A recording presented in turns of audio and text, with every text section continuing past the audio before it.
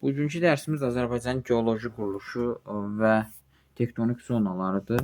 Deməli, Azərbaycan geoloji quruluşu, yəni Azərbaycan ərazisində yaranan süxurların, yəni Azərbaycan ərazisinin yaranması müxtəlif dövrlərdə baş vermişdir. Burada da görürsünüz ki, ərazinin geoloji quruluşu, yəni dövrlər üzrə, eralar üzrə belə bölgüsü var. Biz bunun yerin geoloji inkişafında mərhələlərində keçmişik. Azərbaycanda ən qədim süxurlar ümumiyyətlə Paleozoy dövrünə aid olan çöküntülərdir. Bunlar hansı əraziləri əhatə edir? Bunlar əsasən biz deyəcəyik, alt Paleozoya aid olan Tovuz rayonu, Zəyəmçay, Əsrikçay, bir də ki, Şərur rayonunda isə Sədrək qalxması ərazisindədir ki, bu Paleozoy çöküntüləridir və Azərbaycanın ən qədim, belə deyək, yaranan, ən qədim də ilk yaranan əraziləri hesab olunur. Yəni ilk çöküntülər bunlardır. Sonrakı dövrlərdə əsasən Mezozoyun Yura Təbaşir dövrləri daha çox və Tiryas dövrü isə kiçik bir hissəni əhatə etmişdir. Yura dövrü əsasən Böyük Qafqazda yüksək dağlıq hissələrdə yayılıb. Böyük Qafqazın yüksək dağlıqda. Kiçik Qafqazda isə alçaq dağlıq hissələrdə, orta və alçaq dağlıq hissələrdə yayılmışdır. Təbaşir isə əksinə, deməli, Böyük Qafqazda alçaq dağlıq hissələrdə yaranıb. Kiçik Qafqazda isə yüksək dağlıq, yüksək və orta dağlıq hissələrdə yaranmışdır. Bax, bunları bir dənə burada qarışdırmayaq. Yəni, Yura dövrün çöküntüləri Böyük Qafqazda yüksək dağlıq, Kiçik Qafqazda isə alçaq və orta dağlıq, Təbaşir süxurları Böyük Qafqazda orta və alçaq, Kiçik Qafqazda yüksək və orta dağlıq hissələrdə yayılmışdır. Tiryas dövrü isə Naxçıvanda, belə deyək də, Sədrək qalxmasında kiçik bir hissəsi, Dərələrdə daha çox bu Tiryas dövrünün çöküntüləri yayılmışdır. Kaynazoy dövrünün çöküntüləri isə əsasən 3 dövr, Kaynazoy erasının 3 dövrü var. Belə deyək, Paleogen, Neogen və 4-cü dövr Antropogen. Paleogen dövrünün çöküntüləri 4 əsas hissədə. Yəni Paleogen deyəndə biz hansı hissələri birinci nəzərdə tutacağıq? Burada Talış dağları, Naxçıvanın orta yüksək dağlıq hissələri, Böyük Qafqazın cənub-şərqi, Qobustanın yüksək dağlığı da deyirlər və Şahdağ silsiləsində yayılmışdır Paleogen dövrünün çöküntüləri.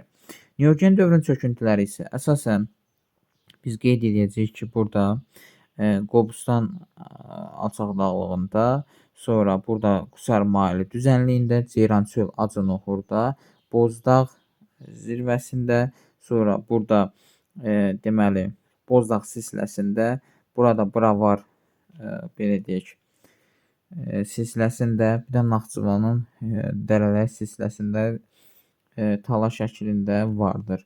Sonra Kaynazoy 4-cü dövr çöküntüləri də çox yayılmışdır. Bunlar hansılardır? Bunlardan biz Abşeron yarımadası, burada Samur Dəvəçi ovalığı, Qusar maili düzənliyinin bir hissəsi, sonra Kür-Araz ovalığı, Lənkəran ovalığı, Gəyən İncə Hərəmi düzləri, Qarabağ vulkanik yaylası. Bir də burada yuxarı Araz, orta Araz boyu ərazilərdə deməli Şərur, Sədərək Şərur Böyükdüz ərazilərində əsas üstünlük təşkil edir və burada da Qanxəyirçayda bu 4-cü dövr süxurları yayılmışdır. Sonra burada Gəncə Qazax düzündə böyük 4-cü dövr süxurlar yayılmışdır və burada bir məqamı da qeyd edək ki, biz görürük ki, süxurlar hündürlükdə yaşı çox olur. Aşağı doğru, düzənliyə doğru getdikcə yaşı azalır. Burada bir ərazi var ki, bu ərazi də Qarabağ vulkanik yaylasıdır ki, bu bunu pozur. İnversiya baş verir. Yəni ki, aşağıdan yuxarı doğru getdikcə yaş nə olur? Qədimləşmir. Yəni belə deyək, yaş artmır, azalır.